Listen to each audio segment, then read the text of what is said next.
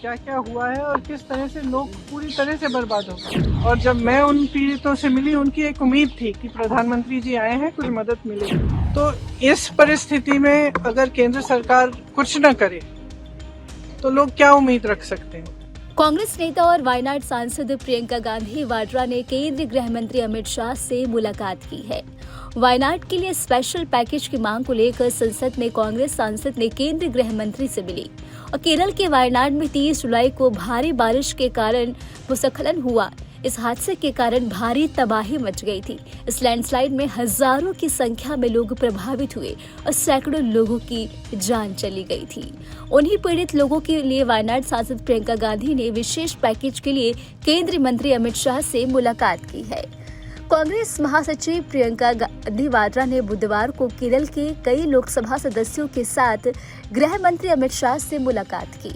उन्होंने गृह मंत्री से वायनाड में भूस्खलन प्रभावित लोगों की मदद का आग्रह किया। संसद भवन परिसर स्थित शाह के कार्यालय से ये मुलाकात हुई। इस मुलाकात के दौरान केरल से ताल्लुक रखने वाले कांग्रेस, IUML और RSP के सांसद भी मौजूद थे। इसके साथ ही जानकारी के लिए हम आपको बता दें कि शाह से मुलाकात के बाद प्रियंका गांधी ने कहा, हमने गृह मंत्री जी से मिलकर उन्हें वायनाड के हालात से अवगत कराया है। वहां के लोगों के जीवन पर भूस्खलन का बहुत ही गहरा प्रभाव पड़ा है। इन हालात में केंद्र सरकार अगर कुछ ना करे तो लोग किससे उम्मीद करेंगे। हमने गृह मंत्री जी से अपील की है कि राजनीति को परे वायनाड के लोगों की मदद की जाए। आपको बता दें कि प्रियंका गांधी वाड्रा ने 21 और सांसदों की मौजूदगी में गृह मंत्री अमित शाह से मुलाकात की। इस दौरान कांग्रेस सांसद ने अमित शाह से वायनाड के लिए जितनी मदद हो सके उन्होंने करने की अपील की है। अब मुलाकात के बाद प्रियंका गांधी ने कहा, बाढ़ और भूस्खलन की वजह से वायनाड को काफी नुकसान हुआ है। लोगों के घर, बिजनेस, स्कूल सब कुछ एक झटके में बह गया।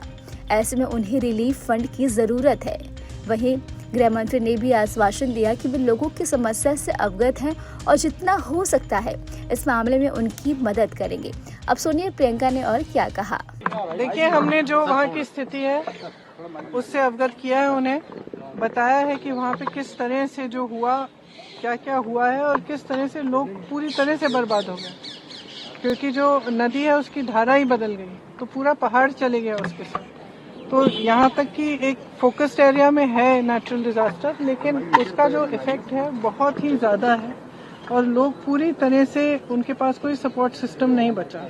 लोगों के परिवार, लोगों के घर, उनके बिजनेसेस, पाठशालाएं, जो भी था सब बह गया है। तो इस परिस्थिति में अगर केंद्र सरकार कुछ न करे तो लोग क्या उम्मीद रख सकते हैं। तो हमने अपील ये भी की कि राजनीति को परे करके जो मानवता के तहत, मानवता के आधार पर जो हुआ है, वहाँ के लोगों को, वहाँ के बच्चों को मदद की जाए।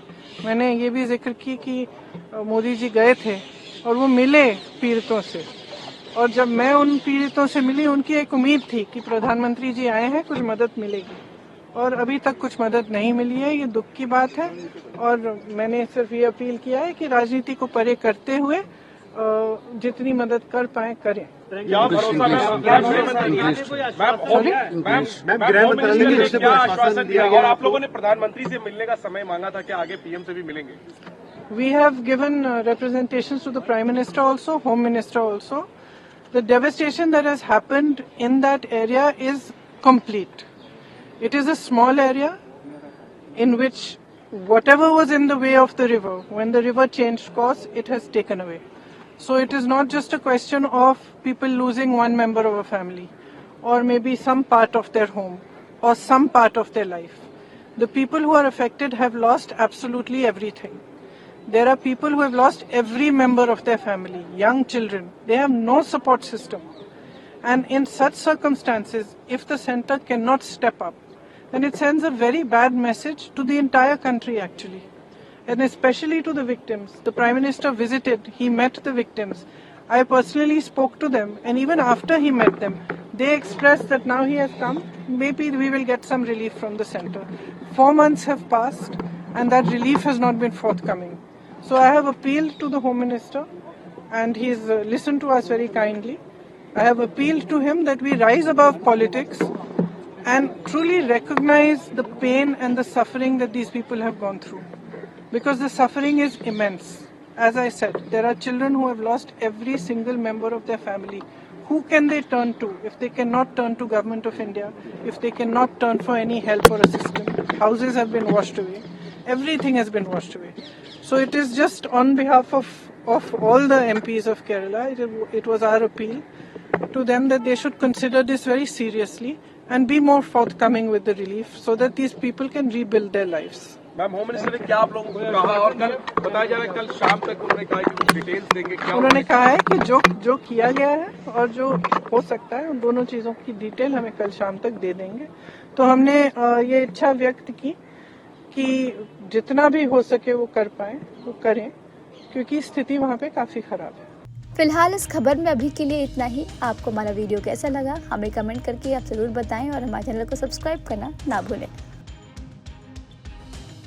न्यूज नेशन अब व्हाट्सएप पर खबरों के ताजा अपडेट के लिए न्यूज नेशन के इस QR कोड को स्कैन करें.